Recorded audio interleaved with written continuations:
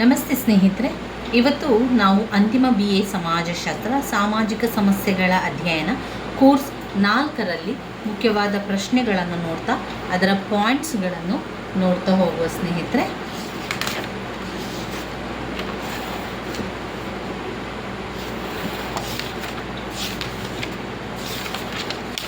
ಮೊದಲಿಗೆ ಬ್ಲಾಕ್ 1ರಲ್ಲಿ ಘಟಕ 1 ಸಾಮಾಜಿಕ ಸಮಸ್ಯೆಗಳನ್ನು ನೋಡಿಕೊಳ್ಳುವ. ತುಂಬ ಜನರಿಗೆ ಪರೀಕ್ಷಾ ಭಯ ಇರ್ತದೆ. ಆ ಪರೀಕ್ಷಾ ಭಯವನ್ನು ಮೊದಲಿಗೆ ನೀವು ತೆಗೆದು ಹಾಕಿ ಎಲ್ಲ ಪಾಯಿಂಟ್ಸ್ಗಳನ್ನು ಮಾಡಿಕೊಂಡು ಓದ್ತಾ ಹೋಗಿ ಸ್ನೇಹಿತರೆ. ಪರೀಕ್ಷಾ ಭಯ ಎನ್ನುವಂಥದ್ದು ಸಾಮಾನ್ಯವಾಗಿ ಎಲ್ಲರಲ್ಲಿ ಕೂಡ ಇರುವಂಥದ್ದು. ವಿದ್ಯಾರ್ಥಿಗಳಲ್ಲಿ ಸಾಮಾನ್ಯವಾಗಿ ಕಂಡುಬರುವಂಥ ಒಂದು ಸಮಸ್ಯೆ ಅಂತ ಹೇಳಿದರೆ ಅದು ಪರೀಕ್ಷಾ ಭಯ. ಅದಕ್ಕೆ ಬೇರೆ ಬೇರೆ ಕಾರಣಗಳಿರ್ತದೆ. ಈಗ ವೈಫಲ್ಯದ ಭಯ ಇರ್ಬೋದು, ನಾವು ಒಂದು ಹೆಚ್ಚಿನ ನಿರೀಕ್ಷೆಯಲ್ಲಿರ್ತೇವೆ ಅದರ ಒಂದು ಭಯ ಇರ್ಬೋದು, ತಯಾರಿಕೆಯ ಕೊರತೆ ಇರ್ಬೋದು, ಇನ್ನು ನಮ್ಮ ನೆನಪಿನ ಶಕ್ತಿಯ ಆತಂಕ, ಆಮೇಲೆ ಪರಿಣಾಮಗಳ ಚಿಂತೆ, ಏನಾಗ್ತದೆಯೋ ಏನೋ ಎನ್ನುವಂಥದ್ದು.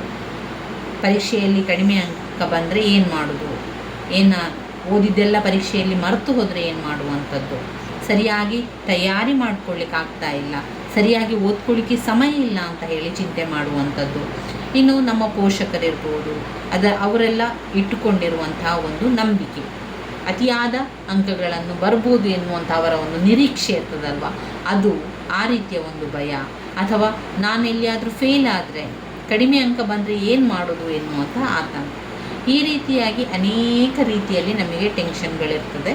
ಪರೀಕ್ಷೆ ಭಯವನ್ನು ನಾವು ಕಡಿಮೆ ಮಾಡಬೇಕು ಅಂತ ಹೇಳಿದರೆ ಮೊದಲಿಗೆ ನಾವು ಪರೀಕ್ಷಾ ತಯಾರಿಯನ್ನು ಮಾಡಿಕೊಳ್ಬೇಕು. ಅದರ ಜೊತೆಗೆ ನಮಗೆ ಆತ್ಮವಿಶ್ವಾಸ ಇರಬೇಕು. ಪರೀಕ್ಷೆ ಅಂದರೆ ನಾವು ಹೆದರುವಂಥ ವಿಷಯ ಅಲ್ಲ, ಅದು ನಮ್ಮ ಕಲಿಕೆಯನ್ನು ಅಳೆಯುವಂಥ ಸಾಧನ ಅಷ್ಟೇ. ಒಂದು ಪದವಿ ಸಿಗ್ತದೆ, ಆ ಪದವಿ ನಮಗೆ ಬೇಕು ಮುಂದಿನ ಭವಿಷ್ಯಕ್ಕೆ ಅಂತ ಆದಾಗ ಒಂದು ಆತ್ಮವಿಶ್ವಾಸ ಬೇಕು, ಆಮೇಲೆ ಏಕಾಗ್ರತೆ ಬೇಕು. ನೀವು 5 ನಿಮಿಷ ಆದರೂ ಕೂಡ ಓದ್ಕೊಳ್ಳಿ, ಆದರೆ ಆ 5 ನಿಮಿಷ ನಿಮ್ಮ ಮನಸ್ಸನ್ನು ಏಕಾಗ್ರತೆಯಿಂದ ಇಟ್ಕೊಳ್ಬೇಕಾಗಿರುವಂಥದ್ದು. ಅದರ ಜೊತೆಗೆ ವಿಶ್ರಾಂತಿ ಕೂಡ ಬೇಕು. ಓದಿನ ನಡುವೆ ಸಣ್ಣ ಸಣ್ಣ ವಿರಾಮ. ಈಗ ಒಂದು ಬ್ಲಾಕ್ ಸಂಪೂರ್ಣ ಓದಿದ ನಂತರ ಒಂದು ಸಣ್ಣದಾದ ವಿರಾಮವನ್ನು ತಗೊಳ್ಳುವಂಥದ್ದು. ಅದರ ಜೊತೆಗೆ ಒಳ್ಳೆಯ ನಿದ್ದೆಯನ್ನು ಕೂಡ ಮಾಡಬೇಕು, ಹಾಗೆಯೇ ಜೊತೆಗೆ ವ್ಯಾಯಾಮ ಕೂಡ ಇರಬೇಕು. ಭಯ ಬೇಡ, ಹೆದರುವಂಥದ್ದು ಇಲ್ಲ. ಪರೀಕ್ಷೆ ಅಂದರೆ ನಾವು ಧೈರ್ಯದಿಂದ ಹೋಗಿ ಬರೆಯುವಂಥದ್ದು. ನಾವು ಆರಾಮದಲ್ಲಿ ಹೋಗಿ ಬರೆದ್ರೆ ನಮಗೆ ಎಲ್ಲ ಕೂಡ ನಾವು ಓದಿರುವಂಥದ್ದು, ಕೇಳಿರುವಂಥದ್ದು ಎಲ್ಲ ಕೂಡ ನೆನಪಿಗೆ ಬರಲಿಕ್ಕೆ ಅದು ತುಂಬಾ ಸಹಾಯ ಆಗ್ತದೆ. ಅದರಿಂದ ನೀವು ಮೊದಲಿಗೆ ಪರೀಕ್ಷಾ ತಯಾರಿಯನ್ನು ಮಾಡಬೇಕು. ಆ ತಯಾರಿ ನಾವು ಹೇಗೆ ಆರಂಭ ಮಾಡಬೇಕು ಅಂತ ಹೇಳಿದರೆ ಪಾಯಿಂಟ್ಸ್ಗಳನ್ನು ಬರ್ಕೊಳ್ಳಿ. ಘಟಕ 1 ಸಾಮಾಜಿಕ ಸಮಸ್ಯೆಗಳು ಅಂತ ಇದೆ. ಸಾಮಾಜಿಕ ಸಮಸ್ಯೆಗಳಿಂದ ಯಾವ ಪ್ರಶ್ನೆಗಳು ಬಂದಿದೆ ಅಂತ ನಾವು ಈಗಾಗಲೇ ಇಲ್ಲಿ ಗುರುತನ್ನು ಹಾಕ್ಕೊಂಡಿದ್ದೇವೆ. ಇಲ್ಲಿ ಗುರುತನ್ನು ಹಾಕ್ಕೊಂಡಿರುವಂಥದ್ದನ್ನೇ ಓದ್ತಾ ಹೋಗುವಂಥದ್ದು. ಹಾಗಾದರೆ ಘಟಕ 1ರಲ್ಲಿ ಓದುವಂಥ ವಿಚಾರಗಳಿಲ್ಲ. ಇನ್ನು 2ನೇ ಘಟಕಕ್ಕೆ ಹೋಗಬೇಕು. 2ನೇ ಘಟಕದಲ್ಲಿ ಯಾವ ಪ್ರಶ್ನೆಗಳಿದೆ? ಘಟಕ 2ರಲ್ಲಿ ಸಾಮಾಜಿಕ ಸಂಘಟನೆಯ ಅರ್ಥ, ಸಾಮಾಜಿಕ ಸಂಘಟನೆಯ ವ್ಯಾಖ್ಯೆ, ಸಾಮಾಜಿಕ ಸಂಘಟನೆಯ ಸ್ವರೂಪ. ಅಷ್ಟೇ ಅಲ್ಲದೆ ಸಾಮಾಜಿಕ ವಿಘಟನೆಯ ಅರ್ಥ, ವ್ಯಾಖ್ಯೆ, ಸ್ವರೂಪ ಮತ್ತು ಕಾರಣಗಳನ್ನು ಕೂಡ ನಾವು ಓದ್ತಾ ಹೋಗಬೇಕು. ಮೊದಲನೇದಾಗಿ ಸಾಮಾಜಿಕ ಸಂಘಟನೆಯ ಅರ್ಥವನ್ನು ತಿಳ್ಕೊಳ್ಳಿ. ನಂತರ ಸಾಮಾಜಿಕ ಸಂಘಟನೆಯ ಲಕ್ಷಣಗಳನ್ನು ತಿಳ್ಕೊಳ್ಳುವ. ಸಾಮಾಜಿಕ ಸಂಘಟನೆಯ ಲಕ್ಷಣಗಳು: 1, ಸಾಮಾಜಿಕ ಸಂಘಟನೆಯು ಸಾಪೇಕ್ಷವಾದ ಪರಿಕಲ್ಪನೆ. 2, ಸಾಮಾಜಿಕ ಸಂಘಟನೆಯು ವಿವಿಧ ಭಾಗಗಳ ಸುಸಂಗತವಾದ ಕಾರ್ಯಾಚರಣೆಯನ್ನು ಸೂಚಿಸುತ್ತದೆ. 3, ಸಾಮಾಜಿಕ ಅಂತರ್ಕ್ರಿಯೆ. 4, ಸಂವಹನ. ಸಾಮಾಜಿಕ ಅಂತರ್ಕ್ರಿಯೆಯಲ್ಲಿ ಸಬ್ ಪಾಯಿಂಟ್ಸ್ ಆಗಿರುವಂಥದ್ದು ಸಂವಹನ, ಸಂಘರ್ಷ, ಸ್ಪರ್ಧೆ, ಸಂಯೋಜನೆ, ಆಮೇಲೆ ಸಮೀಕರಣ, ಸಹಕಾರ ಅದರಲ್ಲಿರುವಂತಹ ಸಬ್ ಪಾಯಿಂಟ್ಸ್ಗಳು. ಇನ್ನು ಮೇನ್ ಪಾಯಿಂಟ್ ಆಗಿ ಸಾಮಾಜಿಕ ಬದಲಾವಣೆ ಅದರಲ್ಲಿ ತಾಂತ್ರಿಕ ಹೊಸತನಗಳು ಮತ್ತು ಅಥವಾ ನವೀನ್ಯತೆಗಳು, ಆರ್ಥಿಕ ಸಂಸ್ಥೆಗಳು, ಸಾಮಾಜಿಕ ಅಂಶಗಳು, ತತ್ವಾದರ್ಶಗಳ ಅಂಶಗಳು. 5ನೇ ಪಾಯಿಂಟ್ನಲ್ಲಿ ಸಹಮತ. 6 ಸಮೂಹ ಮಾಧ್ಯಮಗಳು ಮತ್ತು ಸಾಮಾಜಿಕ ಜಾಲತಾಣಗಳು. ಸಮೂಹ ಮಾಧ್ಯಮ ಮತ್ತು ಸಾಮಾಜಿಕ ಜಾಲತಾಣಗಳು. 7 ಸಾಮಾಜಿಕ ಐಕ್ಯತೆ. 7 ಸಾಮಾಜಿಕ ಐಕ್ಯತೆ.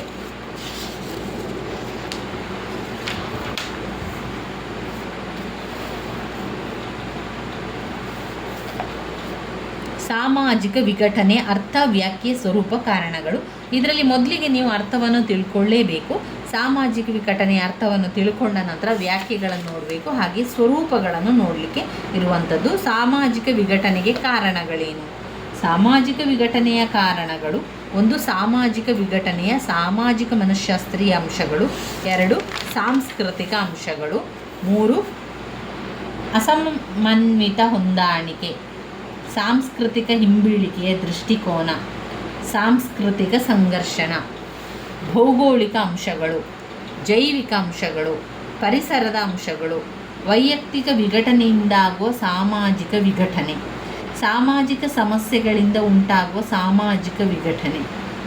ಮೌಲ್ಯಗಳ ಅವನತಿ, ಅಸಮರ್ಪಕ ಯೋಜನೆಯಿಂದ ಉಂಟಾಗುವ ಸಾಮಾಜಿಕ ವಿಘಟನೆ, ಅಸಮರ್ಪಕವಾದ ಯೋಜನೆಯಿಂದ ಉಂಟಾಗುವ ಸಾಮಾಜಿಕ ವಿಘಟನೆ. 10 ಪಾತ್ರಗಳಲ್ಲಿನ ಅನೈತಿಕತೆ ಮತ್ತು ಗೊಂದಲ, ಪಾತ್ರಗಳಲ್ಲಿನ ಅನೈಕ್ಯತೆ ಮತ್ತು ಗೊಂದಲ. 11 ರಾಜಕೀಯ ಅಧೀನತೆ.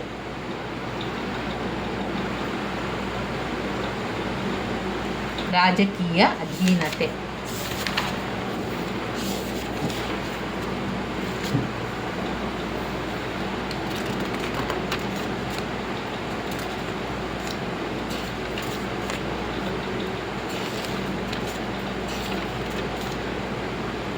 ಸಮುದಾಯದ ವಿಘಟನೆಯ ಪಾಠದಲ್ಲಿದ್ದೇವೆ. ಸಮುದಾಯದ ವಿಘಟನೆಗೆ ಕಾರಣಗಳನ್ನು ಪಟ್ಟಿ ಮಾಡಿ. ಸಾಮುದಾಯಿಕ ವಿಘಟನೆ ಆಗಲಿಕ್ಕೆ ಕಾರಣ ಏನು? 1 ಸಾಮಾಜಿಕ ಬದಲಾವಣೆ, ಸಾಮಾಜಿಕ ಬದಲಾವಣೆ. 2 ಭಾಗವಹಿಸುವಿಕೆಯ ಕೊರತೆ. 3 ಸಾಮಾಜಿಕ ಹೊರಗಿಡುವಿಕೆ. 4 ಸಮೀಕರಣಕ್ಕೆ ಅಡ್ಡಿಯನ್ನುಂಟು ಮಾಡುವ ಅಂಶಗಳು. ರಾಜಕೀಯ ಅಂಶಗಳು, ಸಂಚಲನೆ ಮತ್ತು ಸಮುದಾಯದ ವಿಘಟನೆ. 7 ಸಂಸ್ಥೆಗಳಲ್ಲಿ ಬಿರುಕು ಮತ್ತು ಸಮುದಾಯದ ವಿಘಟನೆ. 8 ಸಂಘರ್ಷ ಮತ್ತು ಸಮುದಾಯದ ವಿಘಟನೆ, ಸಂಘರ್ಷ ಮತ್ತು ಸಮುದಾಯದ ವಿಘಟನೆ. ಇನ್ನು ಅದಕ್ಕೆ ನಾವು ಪರಿಹಾರಗಳನ್ನು ಕೂಡ ಕೊಟ್ಟಿದ್ದಾರೆ. ಪರಿಹಾರಗಳೇನು?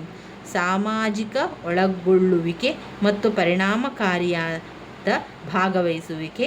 2 ಸುಸ್ಥಿರ ಅಭಿವೃದ್ಧಿ ಮತ್ತು ಜೀವನ ಪರಿಸರದ ಸಂರಕ್ಷಣೆ.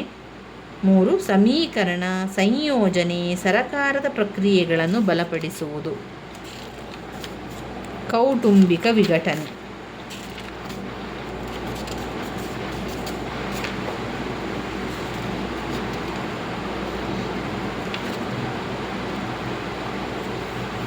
ಕೌಟುಂಬಿಕ ವಿಘಟನೆಗೆ ಕಾರಣ, ಅಭಿವ್ಯಕ್ತಿಗೊಳಿಸುವಿಕೆ ಮತ್ತು ಪರಿಹಾರಗಳು. ಕೌಟುಂಬಿಕ ವಿಘಟನೆಗೆ ಕಾರಣಗಳೇನು? ಕೌಟುಂಬಿಕ ವಿಘಟನೆಗೆ ಕಾರಣಗಳು: ಕೌಟುಂಬಿಕ ವಿಘಟನೆಯಲ್ಲಿ ವೈಯಕ್ತಿಕ ಅಂಶಗಳು. ಕೌಟುಂಬಿಕ ವಿಘಟನೆಯಲ್ಲಿ ವೈಯಕ್ತಿಕ ಅಂಶಗಳು. ಅದರಲ್ಲಿ ಸಬ್ ಪಾಯಿಂಟ್ಸ್ಗಳು: ರಮ್ಯತೆಯ ಭ್ರಾಂತಿ. 2 ತುಮುಲದಿಂದ ಕೂಡಿದ ಸ್ವಭಾವ. 3 ಬದುಕಿನ ತತ್ವ. 4 ವೈಯಕ್ತಿಕ ವರ್ತನಾ ಮಾದರಿಗಳು. ಮನೋವಿಕೃತ ವ್ಯಕ್ತಿತ್ವ, ಮನೋವಿಕೃತ ವ್ಯಕ್ತಿತ್ವಗಳು. 2ನೇ ಪಾಯಿಂಟ್ ಅವೈಯಕ್ತಿಕ ಅಂಶಗಳು ಅಥವಾ ಸಾಮಾಜಿಕ ಸಾಂಸ್ಕೃತಿಕ ಕಾರಣಗಳು. ಅವೈಯಕ್ತಿಕ ಅಂಶಗಳು ಅಥವಾ ಸಾಮಾಜಿಕ ಸಾಂಸ್ಕೃತಿಕ ಕಾರಣಗಳು. ಅದರಲ್ಲಿ ಸಬ್ ಪಾಯಿಂಟ್ಸ್ ಆಗಿ ಕಡುಬಡತನ, ವ್ಯಾವಹಾರಿಕ ವ್ಯತಿರಿಕ್ತ ಸ್ಥಿತಿ, ಹೆಂಡತಿಯ ಆರ್ಥಿಕ ಸ್ವಾತಂತ್ರ್ಯ, ಉದ್ಯೋಗದ ಒತ್ತಡಗಳು, ಸಾಂಸ್ಕೃತಿಕ ಹಿನ್ನೆಲೆಯಲ್ಲಿನ ವ್ಯತ್ಯಾಸ, ವಯಸ್ಸಿನಲ್ಲಿನ ಅಸಮತೆ, ಅನಾರೋಗ್ಯ, ಪೋಷಕ ಮಗುವಿನ ಸಂಬಂಧ, ಅತ್ತೆ ಮಾವಂದಿರ ಹಸ್ತಕ್ಷೇಪ. ಕೌಟುಂಬಿಕ ವಿಘಟನೆಯ ಲಕ್ಷಣಗಳು. ಕೌಟುಂಬಿಕ ವಿಘಟನೆಯ ಲಕ್ಷಣಗಳು ಅಥವಾ ಸೂಚಿಗಳು. ಕೌಟುಂಬಿಕ ವಿಘಟನೆಯ ಲಕ್ಷಣಗಳು ವಿಚ್ಛೇದನ ಮತ್ತು ಪರಿತ್ಯಜನೆಯ ಪ್ರಮಾಣ, ವಿಚ್ಛೇದನ ಮತ್ತು ಪರಿತ್ಯಜನೆಯ ಪರಿಣಾಮ. 2. ನ್ಯಾಯಸಮ್ಮತ ವಿವಾಹ ಸಂಬಂಧದಿಂದ ಹುಟ್ಟಿದವರು, ನ್ಯಾಯಸಮ್ಮತ ವಿವಾಹ ಸಂಬಂಧದಿಂದ ಹುಟ್ಟಿದವರು. ಗುಹ್ಯ ರೋಗಗಳಿಂದ ಚಿಕಿತ್ಸೆಯಲ್ಲಿರುವ ವ್ಯಕ್ತಿ, ಗುಹ್ಯ ರೋಗಗಳಿಂದ ಚಿಕಿತ್ಸೆಯಲ್ಲಿರುವ ವ್ಯಕ್ತಿ. ಬಾಲಾಪರಾಧ ನ್ಯಾಯಾಲಯಗಳಲ್ಲಿ ಹಾಜರುಪಡಿಸಲ್ಪಟ್ಟ ಒಡೆದ ಮನೆಗಳ ಮಕ್ಕಳು, ಬಾಲಾಪರಾಧ ನ್ಯಾಯಾಲಯಗಳಲ್ಲಿ ಹಾಜರುಪಡಿಸಲ್ಪಟ್ಟ ಒಡೆದ ಮನೆಗಳ ಮಕ್ಕಳು. ಇನ್ನು ಅದರಲ್ಲಿ ಪರಿಹಾರಗಳನ್ನು ನೋಡಬೇಕು. ಪರಿಹಾರಗಳಲ್ಲಿ ಸಂಗಾತಿ ಆಯ್ಕೆಯಲ್ಲಿನ ಮತ್ತು ವಿವಾಹದ ಸಿದ್ಧತೆಯಲ್ಲಿ ಸರಿಯಾದ ತಿಳುವಳಿಕೆ, ಸಾಮಾಜಿಕ ಸಂಬಂಧಗಳಿಗೆ ಸಮಷ್ಟಿಯ ನೆಲೆಯನ್ನು ತುಂಬುವುದು, ಕೌಟುಂಬಿಕ ಕಲಹಗಳನ್ನು ಕಡಿಮೆ ಮಾಡುವುದು, ಮೌಲ್ಯಗಳು ಮತ್ತು ದೃಷ್ಟಿಕೋನಗಳಲ್ಲಿನ ಬದಲಾವಣೆ. 5.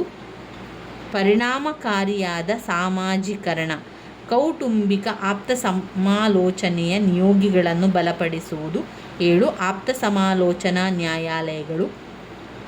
8. ವಿಚ್ಛೇದನದ ನಂತರದ ಸಹಾಯ. ಇನ್ನು ಘಟಕ 5, ಘಟಕ 5ರಲ್ಲಿ ವೈಯಕ್ತಿಕ ವಿಘಟನೆಯ ಬಗ್ಗೆ ಇದೆ. ವೈಯಕ್ತಿಕ ವಿಘಟನೆಯಲ್ಲಿ ಮೊದಲಿಗೆ ವಿಘಟನೆಯ ಅರ್ಥವನ್ನು ತಿಳ್ಕೊಳ್ಳುವಂಥದ್ದು, ಆಮೇಲೆ ವಿಘಟನೆಯ ಬಗ್ಗೆ ತಿಳ್ಕೊಳ್ಳುವ. ವೈಯಕ್ತಿಕ ವಿಘಟನೆಯ ವಿಧಗಳಿದೆ. ಸಮನ್ವಿತ ವ್ಯಕ್ತಿತ್ವ, ಅಸಮನ್ವಿತ ವ್ಯಕ್ತಿತ್ವದ ಪರಿಹಾರ.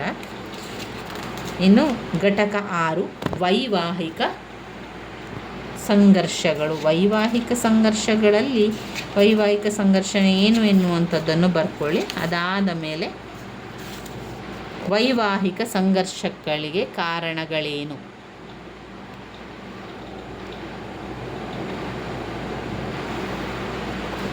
ವೈವಾಹಿಕ ಸಂಘರ್ಷಗಳಿಗೆ ಕಾರಣಗಳು. 1. ದರ್ಪವುಳ್ಳ ಸಂಗಾತಿ, ದರ್ಪವುಳ್ಳ ಸಂಗಾತಿ. ಲೈಂಗಿಕ ಅಪಹೊಂದಾಣಿಕೆ, ಮಕ್ಕಳಿಲ್ಲದಿರುವಿಕೆ, ಗೃಹ ಕೃತ್ಯದಲ್ಲಿ ಪಾಲ್ಗೊಳ್ಳುವುದು, ದಾಂಪತ್ಯ ದ್ರೋಹ, ಪಾಲನೆಯ ಸಮಸ್ಯೆ, ಆರ್ಥಿಕ ವಿಚಾರಗಳು, ಬೇರೆಯಾಗಿ ವಾಸಿಸುವುದು, ವರದಕ್ಷಿಣೆಗಾಗಿ ಒತ್ತಾಯ, ಕಿರಿಕಿರಿಯ ಹವ್ಯಾಸಗಳು, ಸ್ನೇಹಿತರು ಮತ್ತು ಕುಟುಂಬ ನಿರೀಕ್ಷೆಗಳು.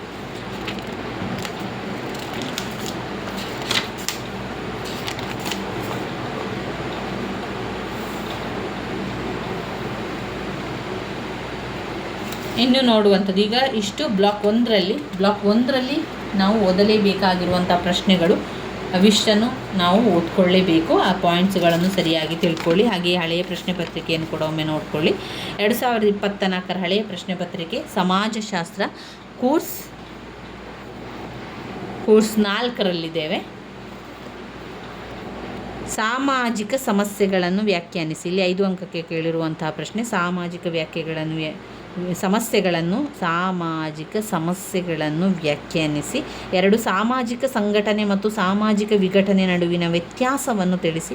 ವೈವಾಹಿಕ ಸಂಘರ್ಷಕ್ಕೆ ಕಾರಣವನ್ನು ತಿಳಿಸಿ. ಭಿಕ್ಷಾಟನೆಯನ್ನು ವ್ಯಾಖ್ಯಾನಿಸಿ. ಬಾಲಾಪರಾಧ ಬಗ್ಗೆ ಟಿಪ್ಪಣಿ ಬರೆಯಿರಿ. ಅಪೌಷ್ಟಿಕತೆ ಎಂದರೇನು?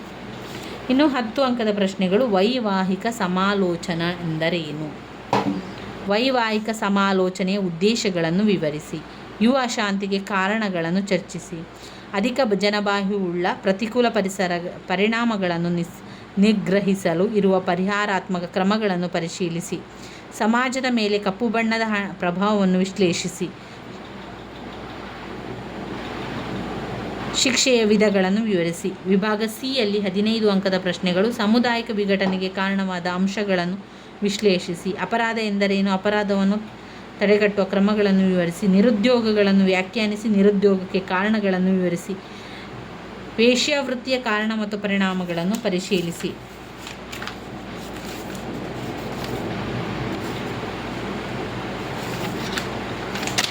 ಇವಿಷ್ಟು ಹಳೆಯ ಪ್ರಶ್ನೆ ಪತ್ರಿಕೆ ಆಗಿರುವಂಥದ್ದು. ಇನ್ನು ಬರುವಂಥದ್ದು ಬ್ಲಾಕ್ 2. ಬ್ಲಾಕ್ 2ರಲ್ಲಿ ಯಾವುದೆಲ್ಲ ಪ್ರಶ್ನೆಗಳನ್ನು ಓದ್ಕೊಳ್ಳಿಕ್ಕೆ ಇರುವಂಥದ್ದು ಅಂತ ಮುಂದಿನ ವಿಡಿಯೋದಲ್ಲಿ ತಿಳ್ಕೊಳ್ಳೋ ಸ್ನೇಹಿತರೆ. ಬ್ಲಾಕ್ 2ರನ್ನು ಮುಂದಿನ ವಿಡಿಯೋದಲ್ಲಿ ತಿಳ್ಕೊಳ್ಳುವ. ನನ್ನ ವಿಡಿಯೋಸ್ ಎಲ್ಲ ನಿಮಗೆ ಇಷ್ಟ ಆಗಿದರೆ ಲೈಕ್ ಕೊಡಿ, ಶೇರ್ ಮಾಡಿ, ಸಬ್ಸ್ಕ್ರೈಬ್ ಮಾಡಲಿಕ್ಕೆ ಮರಿಬೇಡಿ. ಧನ್ಯವಾದಗಳು.